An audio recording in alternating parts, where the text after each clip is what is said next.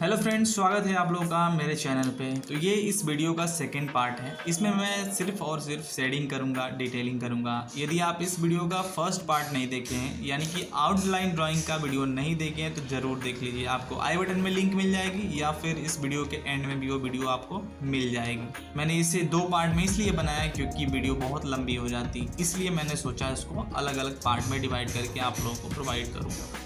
तो आप वो वीडियो ज़रूर देखिएगा, बहुत अच्छा रहेगा आपको ये आर्ट को पूरा कंप्लीट बनाने में। और आप मेरे चैनल पे पहली बार आए हैं, पहली बार मेरी वीडियो देख रहे हैं, तो मेरे चैनल को सब्सक्राइब करके ज़रूर बेल आइकन को प्रेस कर लीजिएगा। क्या पता नेक्स्ट टाइम हमारी और आपकी मुलाकात ना हो। यदि आपको ये वीडियो फास्ट महसूस हो रही है, यानी कि तेज़ चलती हुई महसूस हो रही है, तो आप सेटिंग से जा करके इस वीडियो को स्लो मोशन में करके भी देख सकते हैं और आसानी से एक एक पॉइंट को स्टेप बाय स्टेप बना सकते हैं अपने आर्ट के लिए। तो चलिए फिलहाल आप इस वीडियो को देखिए, एंजॉय करिए और यदि पसंद आए तो लाइक और शेयर जरूर करिए। फिर मिलते हैं किसी नेक्स्ट वीडियो में, तब तक के लिए बाय बाय, टेक केयर।